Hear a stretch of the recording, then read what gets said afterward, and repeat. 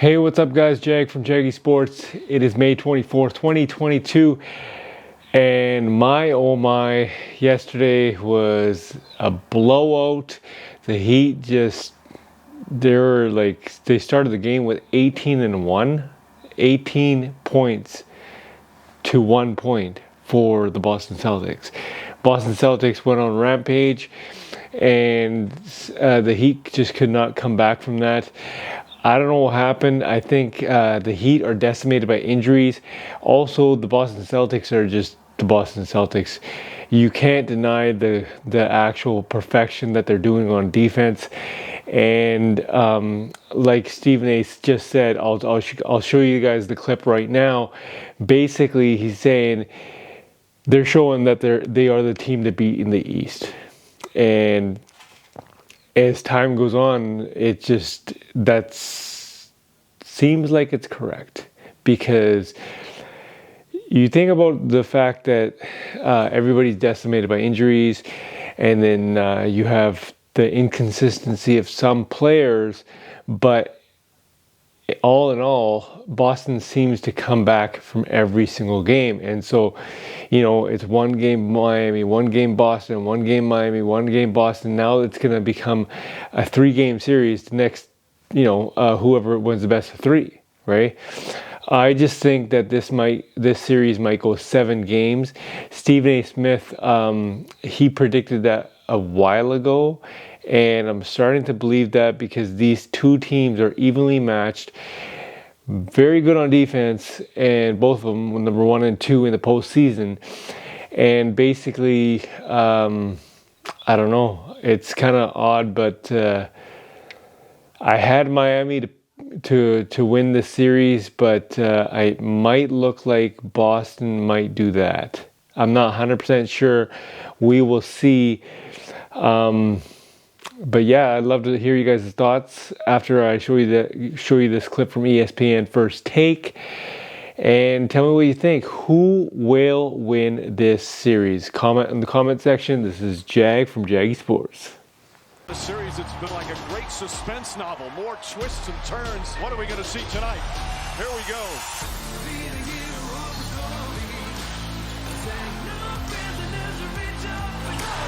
Ime Udoka's team has bounced back. The Celtic defense has been just superb. Boston Celtics mauling the Miami Heat. A wire-to-wire victory there in Game 4.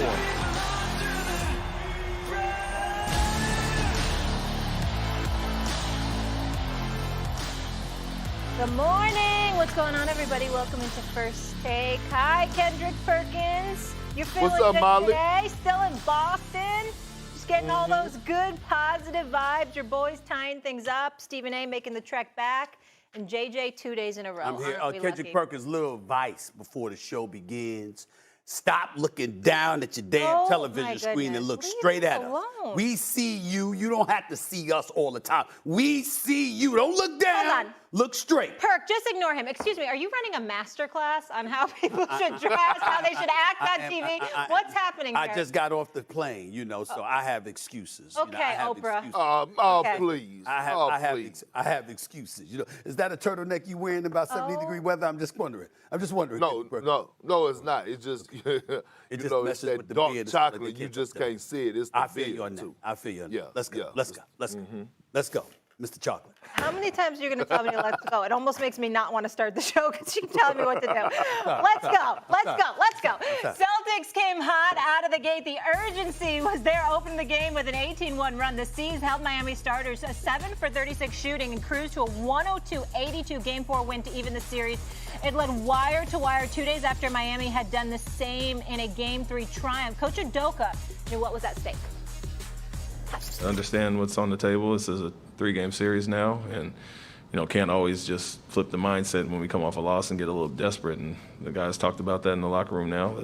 We've obviously been here before to string some games together and come out with the right mindset like we did tonight. Obviously, it was apparent the difference. We understand we don't want to go down 3-1, and so guys came out with that physicality. Obviously, some injuries, Stephen A. But tell me this: what message did the Celtics send with that blowout? Well, to me, they sent the message that they're the team to beat within the Eastern Conference, that the Miami Heat don't have enough. They've got to be fully loaded, 100% healthy to have a chance in this series. I still see this going 7 games. I think that the Boston Celtics ultimately escape with this series in the 7th game win in Miami. I think both teams will protect their home court over the next 2 games. But Miami doesn't appear to have enough. And ladies and gentlemen, let me say this. Miami is the #1 seed in the Eastern Conference. Their culture, their coach, their executive of basketball operations, Pat Riley, the winner within himself. This is a first-class organization from top to bottom.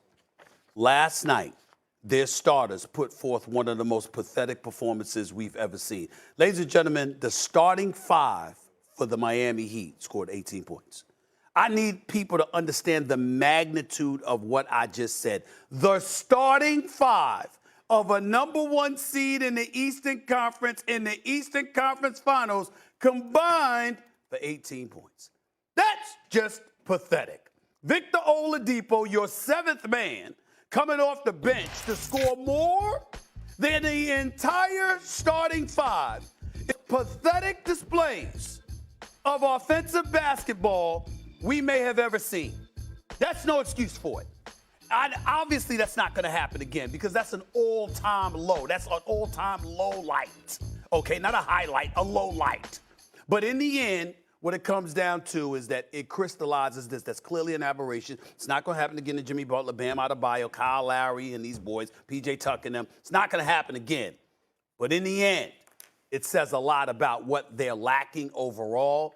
And I think that, to me, when you ask the question about what do we learn from the Celtics with this blowout win, is that the Celtics have a lot more firepower than the Miami Heat. All things need to be operating on a good cylinder in order for the Miami Heat to win this series. That's what I took. Talk to me. See, that's the thing that gets on when I come on here that makes my skin crawl when it comes down to Stephen A. The reason that the starters only had 18 points was because of the beautiful basketball on the defensive end that the Celtics displayed. And I come on here time and time again telling you the length, the athleticism, the versatility that they have. No other team in the NBA has that. They're able to switch 1 through 5. They got great depth. You got great Grant Williams coming in off the bench who's becoming the ultimate 3-and-D guy. And guess what? They clamped the Miami Heat up last night without their defensive player of the year. Think about this for a second. And I told JJ this early this morning. The Boston Celtics shot 39% from the field, 23% from 3, and won by 20. Jaylen Brown was 5 for 20 from the field, and they won by 20. You know why? Because Ime Udoka, who is a former champion, knows that in order to win a championship, you have to be great on the defensive side of things. Offense can win you games, but the defense is going to win you championships. And again, I repeat, the Boston Celtics have a championship caliber defense, and that's what happened to the Miami Heat last night. And that's the message that they sent not only to the Heat, but the rest of the league, including the Golden State Warriors. Perk, I think this is a good start of the show for you and I, because we just spent the last 2 hours arguing with each other on Get Up. So I'm glad that I can agree with you on this point. The biggest takeaway for me is that the Boston Celtics can win with their defense. They don't need to play great offensively to beat an elite team. They shot under 40% from the field. They struggled from the three-point line. The biggest difference offensively, if we're going to be honest, between Game 3 and Game 4 was the turnovers. They cut them down by basically 2/3. So that was key. To your point about depth, I think we got a great glimpse into who Robert Williams is on the basketball court, both on the defensive end, as a rebounder, as a shot blocker, as a rim presence, but also offensively. Multiple plays where he's making plays at the rim as a vertical lob threat, offensive rebound putbacks. And if we look at the Celtics as a potential NBA champion, going against the Golden State Warriors, the Warriors right now have the best offensive rating of any team left in the playoffs. During the playoffs, they were 18th in the regular season, but during the playoffs, they are the best offensive team left playing. They are going to have to guard They are going to have to guard the Golden State Warriors in order to win an NBA championship. And nights like last night show just how capable that defense is. You know, it's interesting that you both agree. I'm so touched by it. I mean, the fact that J.J. Redick and Kendrick Perkins, agree with one another. I mean, it just touches my good old heart. Okay, let me get that out the way first because it's important for the audience to know, my God, we should be so touched that y'all agree with one another. Let me ask you this question, Kendrick Perkins. The Celtics have had an elite defense pretty much since the new year has arrived, correct? They've been one of the top, if not the top defense in the postseason, correct?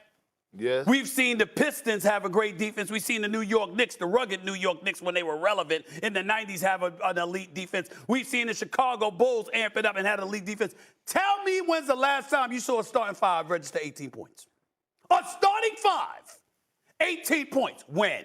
It's actually never happened. That's the fewest Thank you. points ever for a starting five since I started tracking this in 1970. 1970. Exactly. See, I knew that, J.J. Redick. I asked a rhetorical question. Glad I asked a rhetorical everybody reads the question. research back Okay? here I at asked a ESPN. rhetorical Fantastic. question. Yeah. Why did I ask that question? Because Kendrick Perkins wants to sit here and talk about their defense. Of course their defense is elite. We knew that coming into the postseason. It doesn't negate the fact that they lost 2 games prior to Game 4, and at no time since 1970, Kendrick Perkins, in case you don't know, that's 52 years, my brother. I know you're young. The bottom line is 52 years. In 52 years since the stat was given out, no starting five has ever scored less. 18 points for all 5 starters combined? There's no excuse for that. You can point to the Boston Celtics defense all you want to, and I know their defense is big time. But that speaks to the anemic play of the Miami Heat more than this. I have a question, Kendrick. How much did they miss Tyler Hero? No, actually, Boston missed Tyler Hero because when Tyler Hero was playing, he was with Boston. He was with us. That's what we used to scream when another opponent was playing like trash. He with us. Listen, Actually, they still scream that. They still scream that today to some people. You know that. Yeah, I know. I know. But here's the thing. Molly, JJ, and Stephen A. Here's the thing a little detailed thing that I want to point out to you guys. Okay. Robert Williams returning last night allowed Al Horford to get up into Bam Adebayo. It allowed him to take away his comfort zone. It allowed him to pressure up on him. You know why? Because for the simple fact that if he got by Big Al, if he was capable of doing it, he knew that the Time Lord, Robert Williams, was somewhere back there lurking. Robert Williams allowed Jason Tatum and Jaylen Brown and Grant Williams to pressure up on Jimmy Butler and Kyle Lowry, run them off the three-point line, and now they're looking over their shoulder wondering where this guy that's jumping off a pogo stick is coming out of nowhere. And so, Stephen A., when I understand that, but look, P.J. Tucker had 17 points in Game 3. They made an emphasis to close out on him at the three-point line, make him a driver, and when he was driving to the paint, you had Robert Williams jumping above the rim and altering his floaters and everything else where he couldn't even see the basket. This is what I'm telling you about elite defense. These are the little things that matter, that show up and have an effect when you have a guy like Robert Williams return to a lineup that already have great depth at the wing and power forward position defensively. Okay. To that point, I just want to say, potentially one adjustment for the Miami Heat. Robert Williams started on P.J. Tucker, guarded him a lot of the game as his primary defender. If he's going to roam, you've got to be able to set up plays, sets, environments where you can get Robert Williams in the paint and then kick it out to P.J. Tucker for 3. He only took 4 shots last night. I know he didn't play his normal amount of minutes, but that's something that you can take advantage of. Similar to what the Dallas Mavericks did in the first round against the Utah Jazz with Rudy Gobert. If your rim protector is going to guard a three-point shooter, a corner three-point shooter, like the Jazz